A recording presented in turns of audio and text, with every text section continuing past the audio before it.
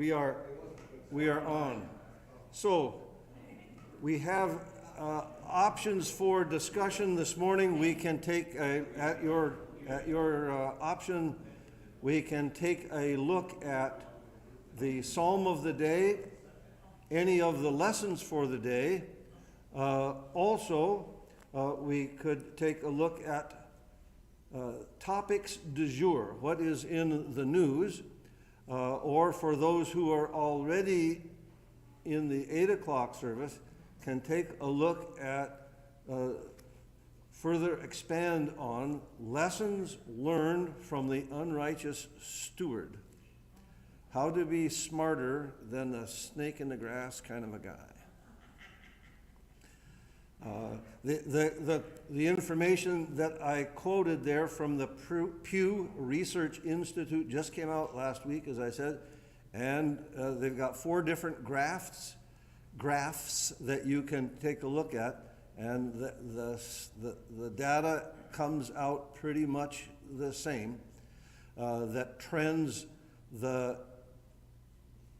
declining quantity in terms of Christian population in the United States. And so does it, to kind of go back to... Can I interrupt you for 1 minute? Yes, ma'am. There's a young boy and his mom here to get some book for Oh, confirmation. yes, ma'am. Those books are, when you go into my office, they are on the shelf up about That high? Okay. One's a hardback white book and a hardback, a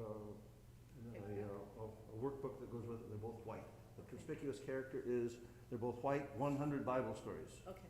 That's it. And If you don't find it, it, 2. They get a workbook and a textbook. Okay, thank you. The stats and the data are, you don't have to like them. Those are just the numbers. Numbers are neutral. There aren't good numbers, there aren't bad numbers, but they are numbers that show information. When you're in a hospital, you get a lot of data-based information. So to translate that into what does it mean for the church, in a hospital, they would take your vital signs. What would be one of the things that they would measure? Your blood. They'd put a cuff around your arm and then they'd pump it up, and then they would tell you what your blood pressure is and they'd give you a number. What would be another number? Vital signs, medically. Heart rate. Pulse. Oxygen level. Temperature. What's your body temperature supposed to be? 98.6. So these are all vital signs. They also have a way of, some places also measure your pain on a scale of 1 to 10 anyway. So, what are the vital signs then, to take the medical analogy and apply it to the church? What are the vital signs of the church? What are the numbers? So if you were in a hospital or in a rehab center and it showed that your rate of breathing was going down, well, it depends on what it was beforehand. So there you're shooting for, what you need to know is what's the baseline? What's it supposed to be normally? Your normal body temperature, for instance, 98.6. So I checked in at a place the other day making a visit, and then you do your own temperature scan. You hold this scan gun up to your head, and it says, first reading said I was actually dead because it didn't show anything at all. Well, anyway, tried it again, and it came out at 98.2. I didn't know. 98.2. 90, see, how cold can you go? So 98.2 means I wasn't dead, but I was in the process probably. I don't know. Anyway, so we're looking at what data says what about the church. And you can use the same data and the same process and the same application in terms of a congregation. So numbers related to a congregation would be what kind of measuring sticks, and would indicate what? Dipsticks, like not some of the kids that you knew back when, not those kind of dipsticks, but a dipstick for your engine would tell you what your oil level is. What would be a measuring number that would give information about Trinity Lutheran Church? And what would be the category? Attendance is a number. And so what would be the baseline? I don't know. Let's say 10 years ago, we want to figure out direction. Anybody here remember 10 years ago? Okay. Or how many here remember 20 years ago? Okay. So what was the attendance, say, 10 years ago on a given Sunday? Did you have the same 3 services back then? Yes. Okay. So what would, yes, sir? I was going to say, like 25 years ago, you had to look for a place to sit. Okay. So as a kind of a broad, not a specific number, but 25 years ago, it was a full house. How many just came from the 8 o'clock service? How many people do you think were there? I don't even see a sign. I think the fire code requires a sign up that says what your seating capacity is. I don't know what the seating capacity is in the church. I don't know. But 610 is the seating capacity. What would you guess was the attendance this morning? 175 this morning? What would well, there you go. Todd do the rest. So what we're looking for is if 25 years ago it was you're going to wish you had left home 10 minutes earlier so that you could get a seat. Was that pretty much every Sunday, not just Christmas or Easter? Okay. So, and now it's, I'm guessing, what would there have been this morning? A third? Was the church a third full or a quarter, or what would you say? Don't really know. But anyway, wasn't standing room only. Now the question is, we'll just take a look at that number. The question is, well, if that's the way that it was, and this is the way that it is, the old Lutheran question is, what does this mean? Well, what was going on 25 years? Who was the pastor 25 years ago? Clater? Keen? Okay, so maybe it was the pastor. Maybe he was the best pastor, and everybody loved him, and he got everything done, and he could walk on water, at least in the winter. Anyway, maybe it was all of a sudden there were every 25 years ago, a lot more people were having a lot more kids, and that raised the 77. 43 last night. 43 last night, 77.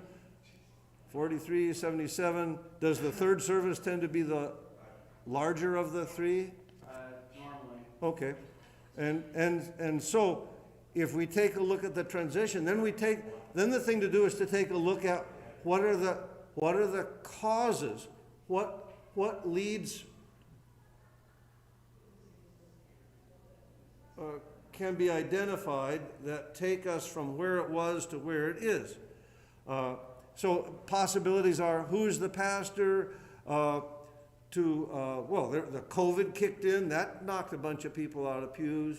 I'm not sure there's any data that we can track for what does being at war in Iraq and Afghanistan for 20 years, what does that do to church attendance? Don't know. What are some other factors that have been into play? Have more people? What was the population of Faribault then, compared to now? Have a bunch of people moved out of town, or? I think the population is now about 23,000 by a road sign. We've got a big influx of immigrants. So the population in the town has gone up. church attendance is on the decline, but those are just numbers because my hunch is that a substantial number of the population increase has not been a population of Lutherans, probably more Muslims. So you have a transition in the nature of the community thanks to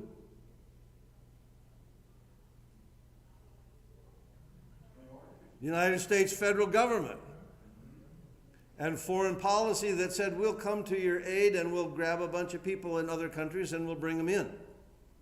Which would mean if you would have a different population base in Faribault if the governor of Florida and Texas was taking Central American illegal immigrants and flying them up here and dropping them off. Because the primary religious base of the Central American immigrants, illegal, legal, that's not the point.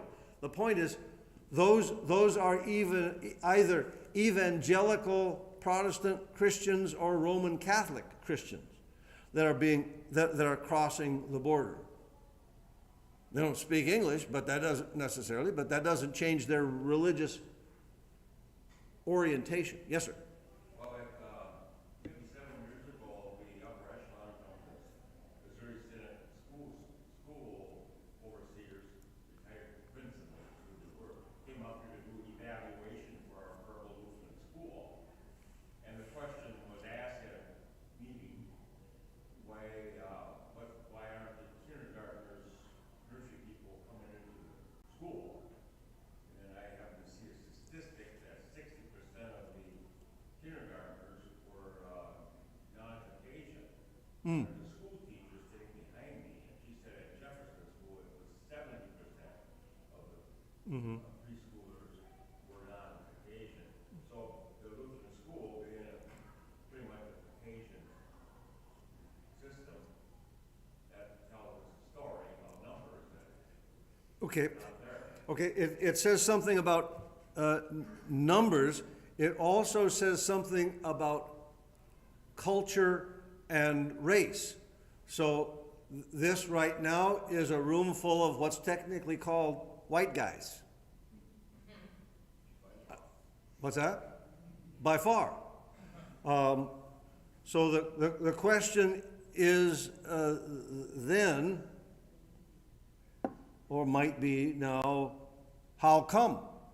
If there is, what would be the, I don't know, it wouldn't be hard to find out. Maybe couldn't find out by city, but could certainly by county. What would be in an ethnographic survey, what percentage of the population in the county or in Faribault would be Anglo-Caucasian white? Would you guess?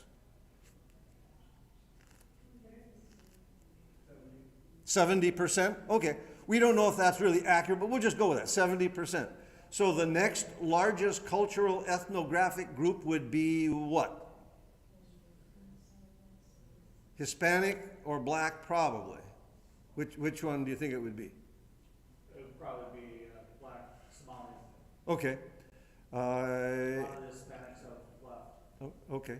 The Spanish population from 20-some years ago that was here now has moved on? Yeah. Okay. So that tells us also that things change. And so then the question is then, to what extent is a congregation ready, willing, and able to make that kind of a change? And the answer is, well, depends on the congregation, the place, the time, people, ideas. The congregation I was working with recently for quite some time, literally averaging about 12 people in church, in a worship area bigger than this. Bigger. Average church attendance, 12. 12. Not 12, not 120, not 1,200, 12. And so I introduced them to an independent Lutheran congregation Many of the people who were Missouri Synod, most were independent. And the whole independent group was willing to consider joining the congregation. They would go from a congregation of 12 to 312 in a matter of by Christmas time. And what do you think the response was? Well, what I didn't tell you is that they were all Ethiopians. That would have been a good group to get. Yeah. You are exactly correct. I said, remember this guy Philip? Who did he meet after the holy days in Jerusalem, who is headed back to Africa? The Ethiopian, the one that he baptized in the pond alongside the road. These are the Ethiopians. Who was their king back in the day? Haile Selassie, Lion of Judah, descendant of David. Oofda. But they, in my opinion, see, the problem is that, or part of the problem was this small band of survivalist white folks on their big ecclesiastical property island had difficulty even with apartheid. We can let them in, but we just don't want to be kind of hanging around with them, you know. I'm just saying. And that if there was in my opinion, if there was a nail in the coffin lid, that's probably it.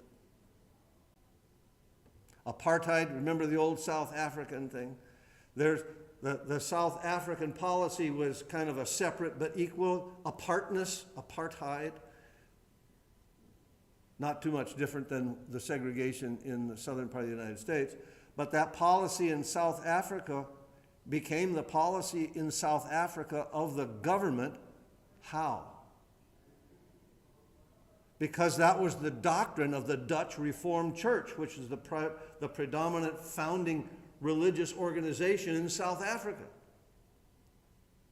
So the policy of the church was apartheid, and so people developed an apartheid, separate but quasi-equal kind of government until the Dutch Reformed Church acknowledged that they were wrong, and made a public confession and repented of their sin, and that opened up the way for at least efforts towards equality in South Africa. But that walks around the point here that the congregation, the rule of thumb is, I mean, you want to replicate in a congregation the makeup of the community. So if the community was 50% Native Americans, you'd kind of be thinking 50% of the population of the congregation would be Native American. If the congregation was 80% Native American and 20% white, we'd say, well, what happened to the whites? Well, maybe Indians don't want whites in their church. Well, could be. What if it was 80% white and 20% Native American? Well, what is it? How come? But anyway, trying to shoot for having the bubble in the middle of the level. There's the nature of the community and the makeup of the congregation, more or less kind of the same. And to the extent that we do that or try to do that is another story. Whether we are successful or make the effort, that's a different question still, and lends itself to going back a little bit, at least in my view, to the gospel lesson and this sneaky, unrighteous steward, because he was pretty cunning. In the gospel lesson, Jesus says, "How smart are you?" I'll tell you this story. As far as I know, it's true. There was a pastor in the Missouri Synod whose call was to an Indian reservation in Wyoming. And he was there and was living in a trailer and all this kind of stuff. Yeah, thank you. And was trying to make it work, and it was not working. He was, open up your hymnal and turn to page 5 or 15.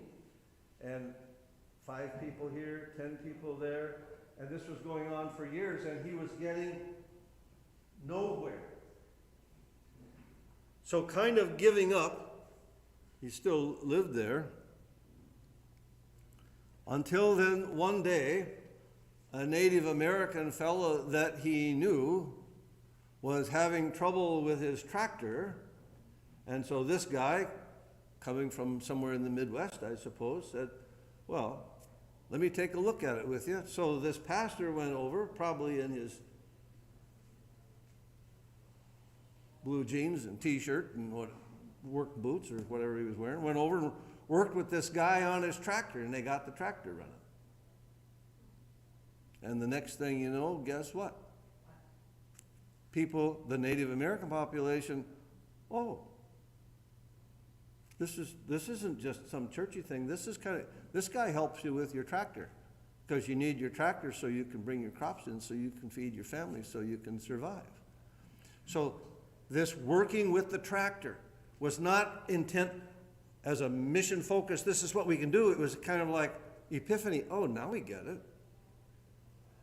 It was perceived by the community that his readiness, willingness, and ability to grab some tools and work on a tractor is what the church is all about. There's that old adage, the old saying, no one cares what you believe until they believe that you care. This is similar to what Pablo was doing. People of the book, Lutheran outreach. Mm-hmm. Know of it. Yeah, they're in Rochester, and I get this newsletter. And we were looking at having one in Faribault because there's so many small ones, Yeah. 5,000, 6,000. Yep. But it didn't work out at the time. But it's exactly, they're helping people get their driver's license, get aid, social services, and all those kinds of Sure, things. sure. First. Sure. So it tracks into what is it that's important to us? And the question is, well, what's important to the person that you're talking to? What are you trying to win? I'm here about your soul and your soul and your soul and your soul. Well, actually, we need food for our kids for the week. If food is the number one thing on their agenda, and you're talking about number 18, you've only got 17 things to work through until you get to where they're ready to listen. What does food and driver's license and that social kind of stuff, what does that have to do with somebody's soul and their salvation? I'm setting you up, actually. Sorry. It has, at the one hand, absolutely nothing to do with it, and at the other hand, has everything to do with it. Why would you put that worm on your hook? You're not out to catch dirt, and worms and dirt go together, but you put the worm on the hook to throw it in the water so you can get the fish. There's a process involved, only if you want to catch fish. I tell you, I have a really, really wonderful, terrific, insanely great idea that nobody's ever bought into yet. So Jesus is talking about being fisher of men. And my operational theory is, how good are you at fishing for fish? If you're not good at fishing for fish, what makes you think you're going to be good at fishing for men? Just saying. So a question that came, I drafted up several things actually, to go on the congregation's website. The website is on the internet. Why would we want to upgrade and improve what's on the internet? Because you use a net to catch fish.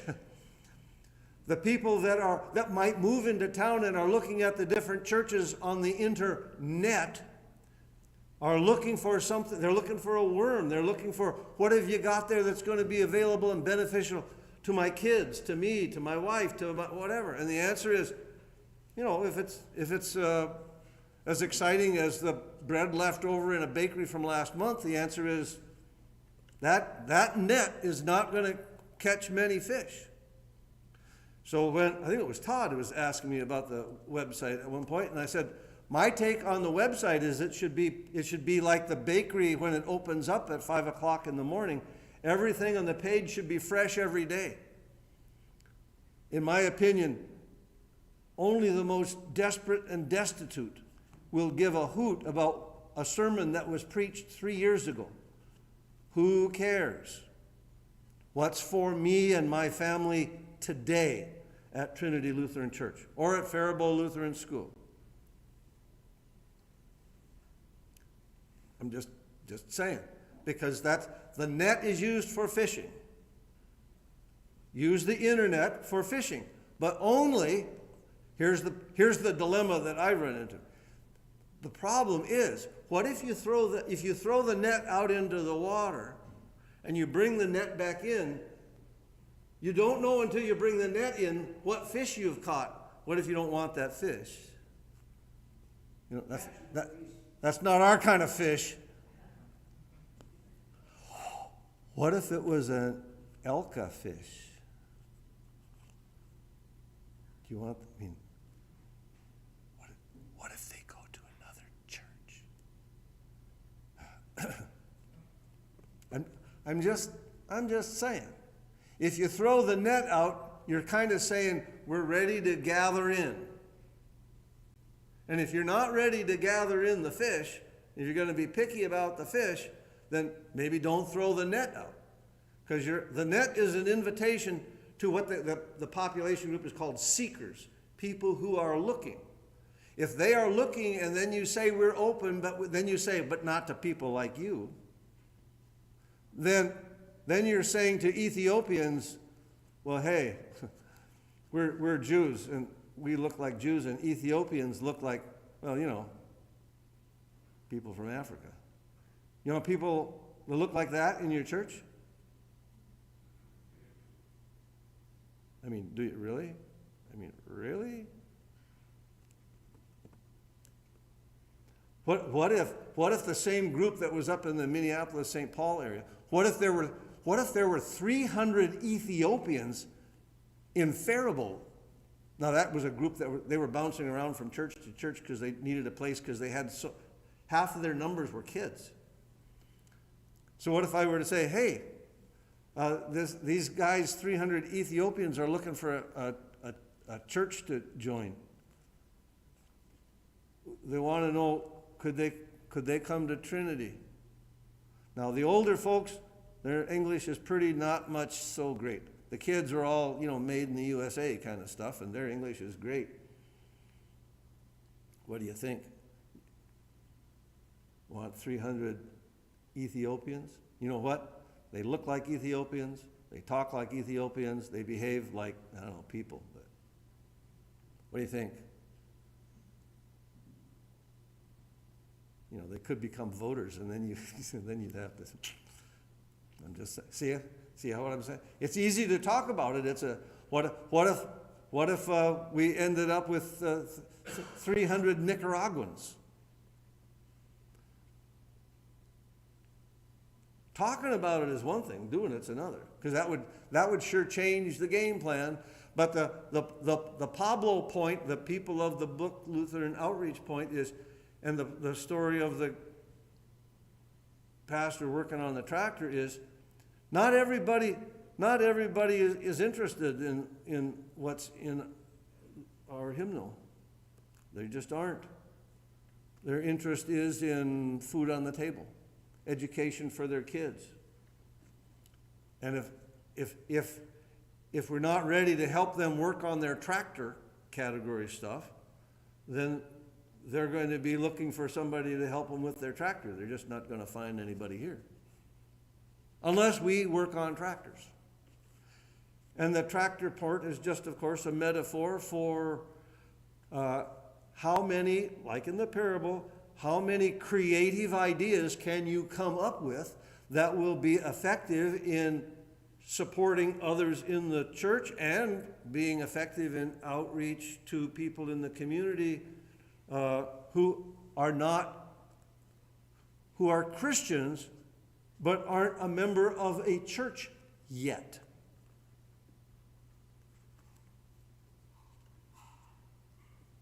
What would be something that this congregation, let's go crazy.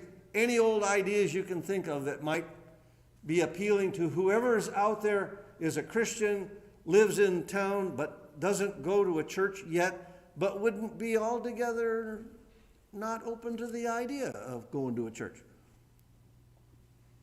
What might be a draw? Food?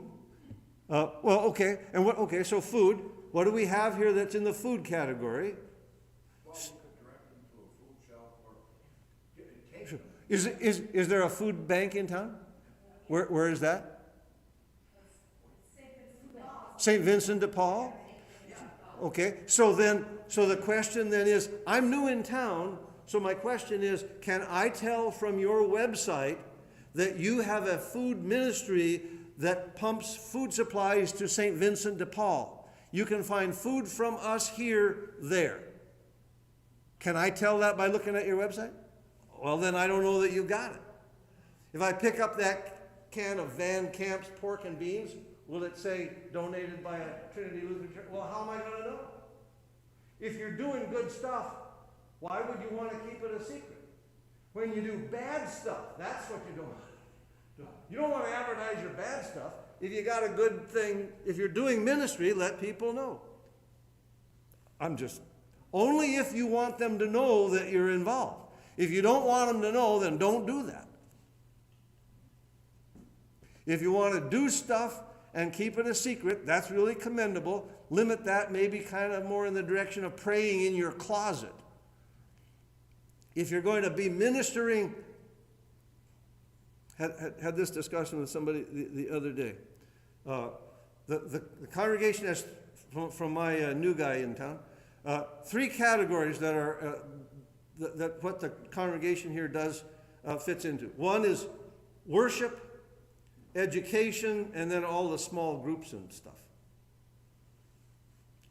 So the question was, well, why are we doing this and we're not doing that, and this shouldn't change when it comes to worship?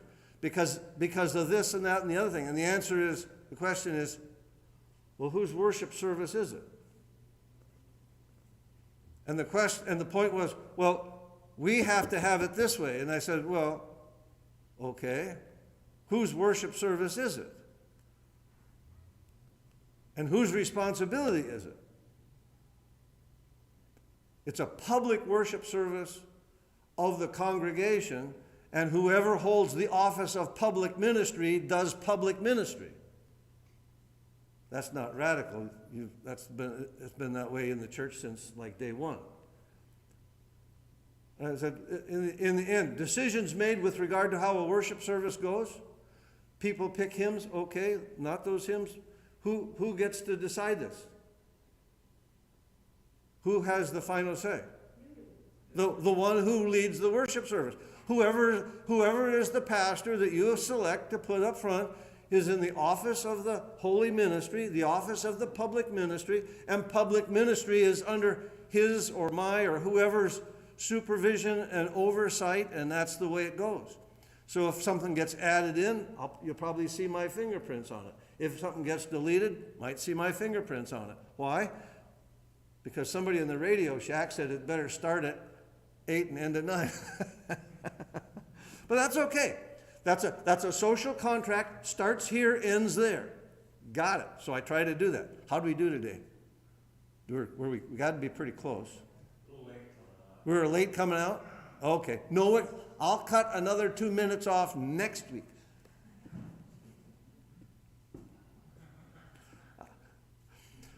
Anyway, so the idea then is how do we adjust and adapt to the population that we've got? But so stuff we do is food. So you have a food ministry, but you don't tell anybody. Well, they'll find it down at St. Vincent de Paul, which is not bad. Who runs St. Vincent de Paul? We all go together. Yeah. All the churches, yeah. All the churches go together? If they want, yeah. Sure, there you go. So it's a mutually supported thing. I'd have to check on the website. I just don't know that that's a well-advertised item, but okay, you do a food thing. What's another thing besides food? A community connection. The banner up front says connect. The sign out over here says connect. The sign at the end of the church says connect. The new sign over here says connect. How do people connect with what's going on? How do they connect the food with the church? Hook and here's the eye, here's the hook. Where's the connection? There's a food connection. What's another connection? School. What is it? School? The school. Are you asking or telling? I tell you, the school it's not a public school, but kids you don't have to be a member of the congregation to go there. I don't know right offhand what is the breakdown of the enrollment of the school in terms of congregational connection. A percentage of the kids are members of this congregation. Another percentage of the kids are members of Peace, a couple blocks away, and kids are either from other congregations around or from no congregations around. What's the percentage? Don't know. But you're right. That's an outreach, and the school has its own web page. Do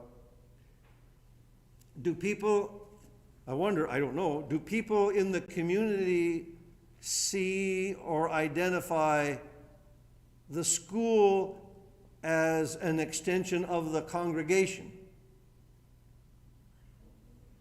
I don't know. You'd have to ask them and see, I guess.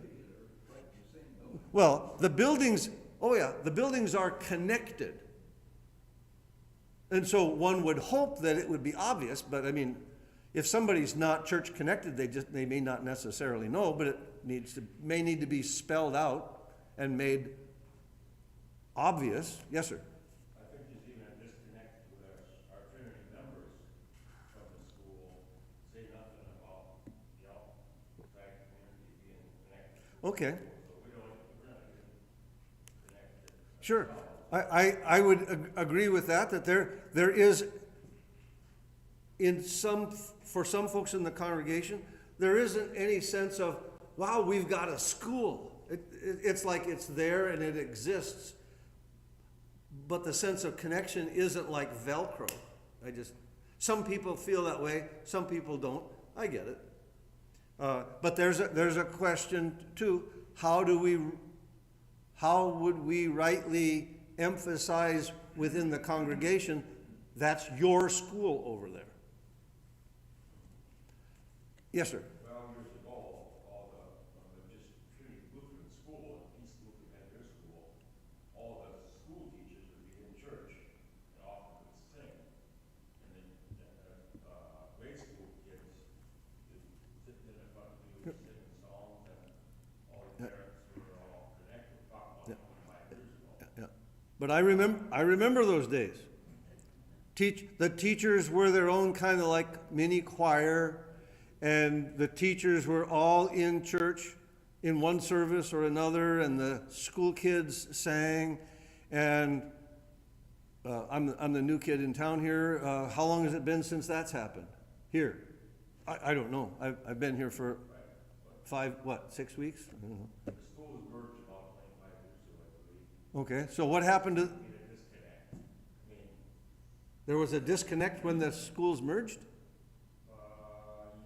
as far as being personalized, Oh. because we took in, maybe 20 years ago, we started taking in outside students that weren't members Oh, okay. of the church, and even hired a couple of teachers that probably weren't school trained. So that's slowly.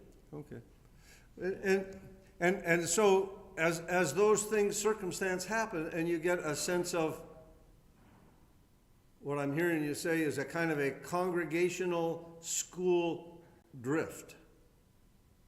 And so then the question is, okay, let's just say for a minute that that's accurate, and we're looking at trends and effects on the congregation. I wonder if, or the extent to which, if a church, a congregation school drift has happened, has that been a positive had a positive impact on the church, a negative impact on the church, or it hasn't mattered? And the answer is, don't know. I just got here. But you've been here for a while, so is that something that's, what would your sense be, your impression? Yes, sir? Well, I think 1/3 of our budget is school Okay. financially in an aspect, so we should be connected more than. So there's a physical connection and a financial connection,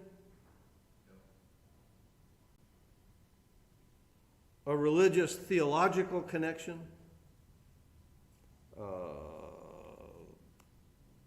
people connection, yes? A lot of it, our own numbers don't send their kids here Mm-hmm. and to school. Plus, we don't have a lot of new families, young families coming into the church, and so you don't have them growing up in the church and thus not part of the school. I don't know, it's kind of a. Okay, all right, and so I passed on this isn't top secret information. So one of the things that I mentioned to Jeff Bloom, who is the, whatever his title is with the lay leadership board, really? So I said, now here's, I'm the new guy coming in from out of town, so I see things a little bit differently. So here's my question. We just had a worship service and it just ended. We're in between worship service times and another one's going to begin in about a half an hour. What's going on right now, other than in here? Sunday school. They're out to a park right now, So my question is, remember, worship, education, other stuff. My question is education. Here's an education component. My question is education relative to confirmation, as the lady came in looking for books. So if I go over into, what room will I go over into and find 12 confirmands? Well, you won't today because they usually do have a Bible study. Christina Saylor and her husband do it. They're just starting it up, I think. They are? Because this weekend they're out camping, so you won't find that today. So I don't know if nobody else is doing it, I don't think, right now. Well, okay, we'll see who there is, see how it's going next week. But it's a connect. Worship, just as an example, worship, confirmation.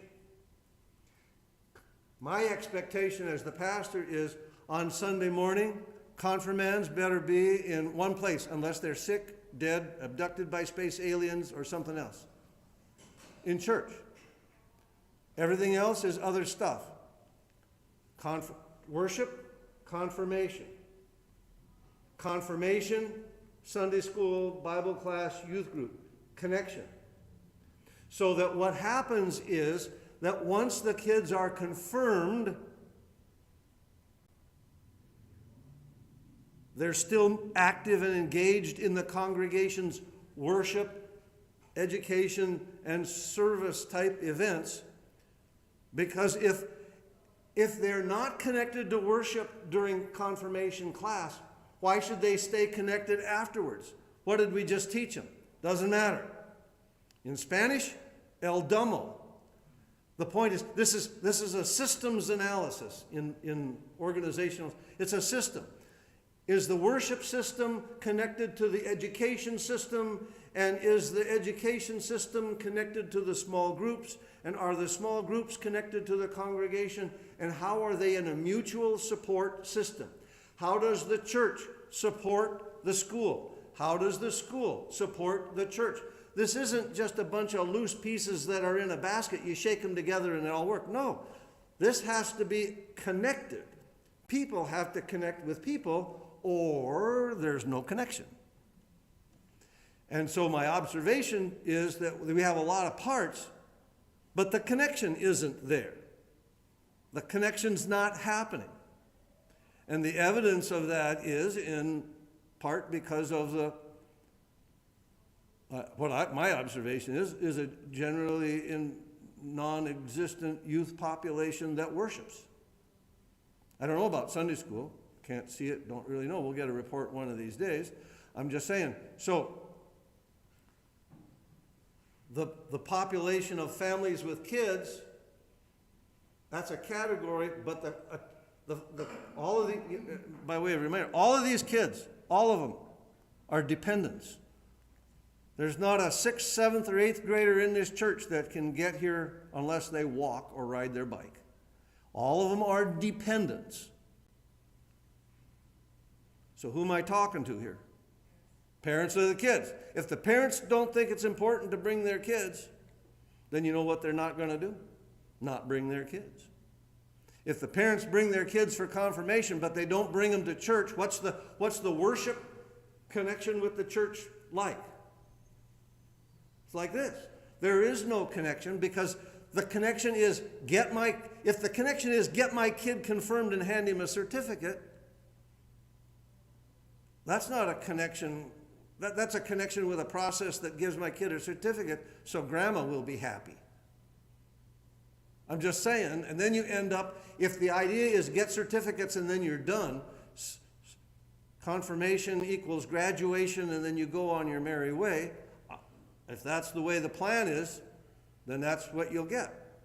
If the plan is to have those kids still engaged and here, then somebody's going to have to connect with them in worship, in education, and in service activities and events. Without that happening, you're going to have loose wheels on the wagon, and the wagon wheel's going to fall off. That's my observation. Could be completely wrong.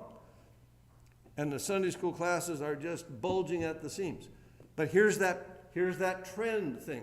What I'm trying to do is figure out creative and clever, not cunning, but insightful ways to stop the bleeding. If the vital signs are going down, the first thing you want to do is try to stop further decline. Then you want to do is establish stability. And then you want to establish measures of growth. That's one of the banners up there too. Connect and grow. If there's no connection, there's not going to be any growing is the message. And once the growing is happening, there's going to be some going. Okay, fine. We're not at going yet. We're still working on connecting. How long have those banners been up there? I'm just asking. Don't know. They were up here when I came. Year and a half. Okay. Now one of the things that's necessary is a concentrated focus on connections. What's connected and working, what's not connected and needs to be connected, or what's even connected that needs to be disconnected. Kind of like anybody here an electrical engineer? Is something plugged in or not? Is the light confirmation Wednesday? I looked for I don't know how long and couldn't find the switch to turn the outside lights on the entryway. That was 15 minutes of my life that was wasted trying to find a light switch. If you can't find the light switch, you can't turn the lights on. If you can't find the switch, you can't make the connection. You got to know, where's the switch? For the missionary guy in Wyoming, the switch was a tractor. What's the switch that will turn the gospel lessons is all about light. How do you turn the lights on? So that somebody say, oh, hey, there's a church over there.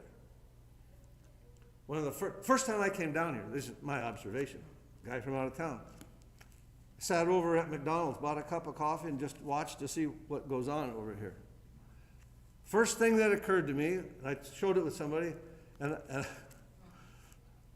two favorite phrases keep coming. Pastor, you can do anything, people talking to me. The next sentence that comes out is, you can't do that. My first observation sitting over there at one of the largest franchise corporations in the world, watching people there and people are visiting, and I'm looking, and it had the banner was Vacation Bible School was up there. And I thought, well, that's pretty interesting. And there was a table over here with about 10 or 12 people speaking Spanish. Another time over here, there was two guys, probably in the late high school age, who were both deaf, sitting there signing. I presume have a connection with the Minnesota Academy of Deaf and Blind. Don't really know that, but anyway. So you know what occurred to me? I'm trying to be creative and clever, and I think, boy, wouldn't it be great if, instead of looking at 500,000 red bricks, what if there was a message board, like at Times Square in New York, that had a message that electronically went across there, that not just gave information, but could give information, but would also share the gospel and invite people and say, hey, we've got Vacation Bible School going on, and here's this and that. People, in my opinion, would be kind of captivated by that. Now, are there all kinds of technicalities and legalities with having message boards up? Yeah, there are. Your big signage competition, we're looking for hooks. You want to connect with your community. How does McDonald's do it? McDonald's, they have more budget than you do, by the way, just in case you were wondering. How did McDonald's do it? They put up golden arches, and underneath it is a message board. Now, it's not a ticker tape, not a ticker tape. It's not a lineal, sequential message board thing. It's a giant box that is mounted on the post. How does Walgreens do it? Here's their big Walgreens and the W sign, and underneath it, another message board. They're all electronic. They're all lit up at night. The message changes. Walgreens message here last week, such and such on sale, and then the sign changes and it says, be kind. Not a bad message. Or should the sign be on our building? What's that? Should the sign be on our building? Well, it's your building. Well, that's what I'm saying. If you want to communicate a message to the general population, there are more people driving on that 4-lane street over there than this one or that one or that one. So how do I know that? With extensive research. I looked at what McDonald's did and what Walgreens did. Why should we spend a lot of time on it, on reinventing the wheel? Guess what? Walgreens has a bigger budget than you do too. So a lot of this we can just learn. The question is, again, now that we've observed that, what are we going to do about it? The answer is not my budget. The question is, how are we going to analyze and critique ourselves? How are we going to analyze and critique the population in the community? And then how are we going to make adjustments in this category or that way so that we remain faithful to God in our mission and ministry, but also flexible enough to connect with people that are driving by, or the Somali population, or a Central American population, or people who have moved in from, I met one couple here a couple weeks ago. They moved into Faribault